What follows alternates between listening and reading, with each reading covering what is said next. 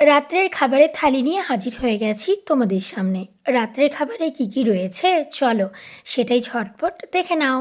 প্রথমে এখানে আটা নিলাম, আটাতে নিলাম লবণ, তারপর জল দিয়ে আস্তে আস্তে সুন্দর করে আটাটাকে মেখে নিতে হবে। যেহেতু আজকে বানাচ্ছি লুচি, তাই আটাটাকে সুন্দর করে মাখতে হবে। যেমনভাবে আটা মাখা হবে ঠিক তেমনভাবেই কিন্তু লুচিগুলো ফুলকো ফুলকো তৈরি হবে। আটাটাকে মেখে কিছুক্ষণ রেখে দিয়েছিলাম। এদিকে কড়াই গরম করে সাদা তেল দিয়ে দিয়েছি। তারপর এক একটা লেচি কেটে নিতে হবে।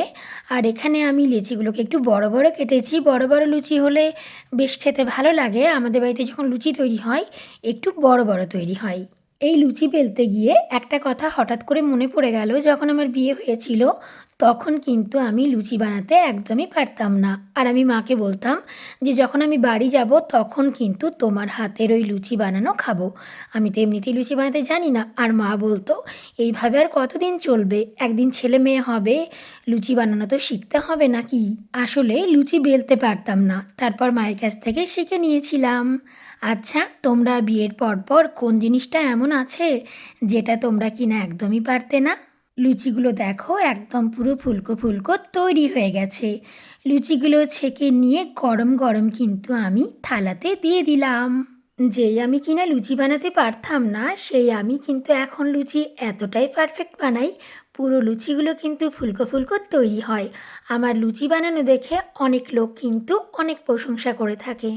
এবার লুচির সাথে খাবার জন্য আজকে তৈরি করব কুমড়ো আলুর তরকারি। এই কুমড়ো আলুর তরকারিটা এমন একটা তরকারি যেটা কিনা ভাতের সাথেও ভালো লাগে, লুচির সাথেও ভালো লাগে, রুটি, পরোটা এবং খিচুড়ি সব কিছুর সাথেই কিন্তু এই কুমড়ো আলুর তরকারিটা মানানসই হয়ে যায়। আলু, কুমড়ো, টমেটো সুন্দরভাবে কেটে নিয়েছি। আসলে তরকারি যেমন কাটা হবে সেই রকম কিন্তু তরকারিটা রান্না হবে। আচ্ছা বলো তো, এই যে কাঁচা সবজি এটাকে তরকারি বলে নাকি রান্না করার পর যেটা হয় সেটা তরকারি বলা হয়? তোমরা একটু জানিও তো। কড়াইয়ে সর্ষের তেল গরম করে নেবার পর এখানে কিন্তু গোটা জিরে ফোড়ন দিয়েছি। আর তারপর কুমড়ো আলুটাকে একটুখানি কষিয়ে নিতে হবে। তারপরে দিয়েছি এখানে আদা বাটা, আর দিয়েছি লঙ্কা কুচি করে, আর তারপর দিয়েছি টমেটো কুচি, পরিমাণ মতো লবণ, আর পরিমাণ মতো হলুদ, দিয়েছি সামান্য পরিমাণে চিনি। আজকে কিন্তু কোনো রকম মশলা ছাড়াই তরকারিটা রান্না হবে। আচ্ছা, তোমরা কি কখনো এরকম করেছো যে বিনা মশলায় তরকারি রান্না? একবার কুমড়োর তরকারি এইরকম করে করে দেখবে। আদা থেতো দেবে, লঙ্কা দেবে এবং নুন হলুদ দিয়ে সুন্দর করে তরকারিটা রান্না করবে মশলা ছাড়া। খেতে কিন্তু অনেক ভালো লাগে। কুমড়ো আলুটাকে ভালোভাবে কষিয়ে নেবার পর জল দিয়ে দিয়েছিলাম, আর জলটা দিয়েছিলাম একদম সমপরিমাণে, মানে ডুবন্ত অবস্থায় থাকবে আলু আর কুমড়োটা। বেশি জল দিলে কিন্তু ভালো হয় না। তরকারি আমার একদম রেডি হয়ে গেছে। এখানে গরম গরম তরকারিটা বাটিতে দিয়ে দিলাম। হয়ে গেল লুচি এবং কুমড়ো আলুর তরকারি। চলো এবার একটু সিমুইয়ের পায়েস বানানো যাক। এইদিকে দুধ গরম করতে চাপিয়ে দিয়েছিলাম, আর এখানে আমি দেখি এখন কিন্তু বাড়িতে এক প্যাকেটও সিমুই পড়ে নেই, মাত্র আধ প্যাকেট সিমুই পড়েছিল। ভাবলাম আজকে তাহলে আর সিমুইয়ের পায়েসটা করবো না, কিন্তু সোনাই বাবাই বলছে যত কমই হোক না কেন একটুখানি খাবে, তাই ভাবলাম যতটা আছে ততটাই বানিয়ে দেওয়া যাক। সামান্য মটন ঘি গরম করে নেবার পর সিমুইটাকে ভালোভাবে ভেজে নিয়ে গরম দুধে দিয়ে দিলাম।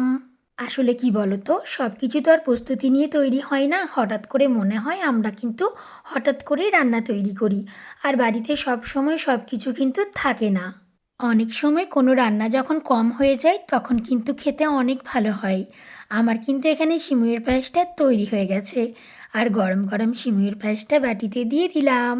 এবার চলো আরও একটা বাটি যেটা রয়েছে সেটাতে আমি দিলাম এখানে মালাই চমচম মিষ্টি। আমার রাত্রের খাবার পুরোপুরি রেডি হয়ে গেছে।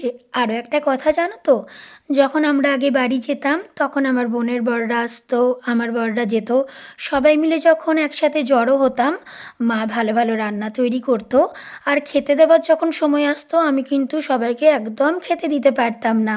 তার কারণ গুছিয়ে বাগিয়ে থালা সাজিয়ে খেতে দিতে একদমই পারতাম না। আর আমার যে বোন আছে ও কিন্তু খুব সুন্দর গুছিয়ে বাগিয়ে থালা সাজিয়ে খেতে দিতে পারে। আর এখন দেখো কত সুন্দর থালাটাকে সুন্দর করে গুছিয়ে বাগিয়ে রেডি করে দিই। আসলে কি বলো তো, বাড়ির যারা বড় মেয়েরা থাকে তারা কিন্তু কাজকর্মটা একটু কম করতে পারে, আর যারা মেজো মেয়েরা থাকে তারা কিন্তু কাজ টাজ গুছিয়ে বাগিয়ে সুন্দর করে করে নিতে পারে। আচ্ছা, তুমি বাড়ির কোন নম্বর মেয়ে? আমি তো বাড়ির বড় মেয়ে। আর আমার খাবার কিন্তু খুব সুন্দর তৈরি হয়েছে, চলো খেয়ে নিই এবার।